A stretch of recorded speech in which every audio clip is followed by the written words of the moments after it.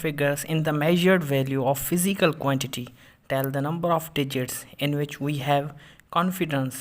Larger the number of significant figures obtained in a measurement, greater is the accuracy of the measurement. The reverse is also true. Some rules of significant figures. Those are: number 1. All non-zero digits are significant.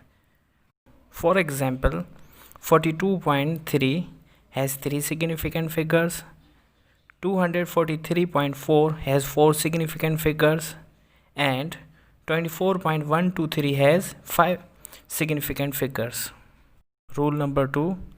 A zero becomes a significant figure if it appears between non-zero digits. For example, 5.03 has 3 significant figures, 5.604 has 4 significant figures, 4.004 has 4 significant figures also. Rule number 3. Leading zeros or the zeros placed to the left of the number are never significant. For example, 0.543 has 3 significant figures, 0.045 has 2 significant figures, and 0.006 has only 1 significant figure. Rule number 4. Trailing zeros or the zeros placed to the right of the number are significant. Trailing zeros का मतलब होता है कि वो zero जो के point के बाद आया वो नंबर के साथ हो, मीन्स के नॉन ज़ीरो डिजिट्स के साथ हो, सिर्फ ज़ीरोज़ हो, तो वो सब ज़ीरोज़ सिग्निफिकेंट फिगर्स कहलवाएंगे. For example 4.330 has 4 significant figures, 433.00 has 5 significant figures, 343.000 has 6 significant figures. And the rule number 5 is, in exponential notation, the numerical portion gives the number of significant figures. Exponential form में जो हम लिखते हैं या scientific form में जो हम mathematical terms लिखते हैं, उनका जो एक्सपोनेंशियल पार्ट होगा वो सिग्निफिकेंट फिगर नहीं होगा, जो न्यूमेरिकल पार्ट होगा वो सिग्निफिकेंट फिगर होगा. For example 1.32 into 10 raised power minus 2 has 3 significant figures, 1.32 into 10 raised power 4 has 3 significant figures. So this is all about the significant figures. Now the introduction of measuring instruments. Number 1 is vernier caliper. The French mathematician Pierre Vernier invented vernier caliper. It is a convenient tool to use when you want to measure the length of an object, the outer diameter of spherical or cylindrical objects, the inner diameter of a pipe, and the depth of hole. A vernier caliper consists of rectangular strip S. This scale is called main scale, and it generally 15 meters long. It has fixed jaw J1. A metal frame is on the right side of fixed jaw J1, which can slide along the main scale. This metal serves as the vernier scale. It has 10 divisions.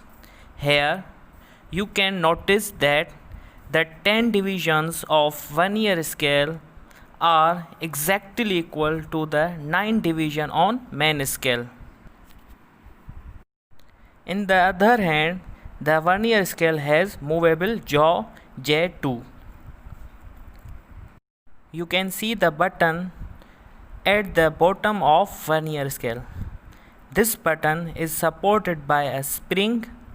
It helps in fixed the vernier scale at any desired position on the main scale. This instrument is also provided with 2 more jaws J3 and J4 respectively. Here J3 is fixed jaw and J4 is movable jaw along with vernier scale. These two jaws are called internal jaws and jaws J1 and J2 are called external jaws. The internal jaws measure the internal diameter of pipe and external jaws measure the outer diameter of spherical and cylindrical objects. The vernier caliper also measure the depth of hole by depth rod. This is the introduction of vernier caliper. Now let's move towards the second measuring instrument, that is micrometer screw gauge. A screw gauge is used to measure the thickness of a thin glass and diameter of thin wire or a small sphere. It works on the principle of a screw in a nut and hence it is called screw gauge. A screw gauge consists of U-shaped metallic frame. To one side of this U-frame, a long hollow cylindrical tube with a nut inside it, and the inner side of cylindrical nut contains a uniform thread cut in it. On the other side of U-frame, a fixed stud S1 with a plain face is attached. A screw S2 is fitted in the cylindrical nut. One side of the screw S2 has a plain face similar to that of stud S1. The faces of S1 and S2 are plain and parallel to one another. The other end of the screw S2 carries a millet head H attached to a cap C with sloping edge. When the head H is rotated, the screw moves to and fro in the nut. The millet head H is provided with a safety device M to rotate the head H. When the object is held between the stud S1 and screw S2, the head H is rotated using safety device M. It produces the crackling sound when optimum pressure is applied on the object. The outer surface of long cylindrical nut consists of a thick horizontal line P parallel to the axis of cylindrical tube. This line P is called index line. Along the index line, a scale is graduated in millimeters. This scale is called pitch scale. On the sloping edge of the cap C, a circular scale is graduated which consists of 100 or 50 equal divisions.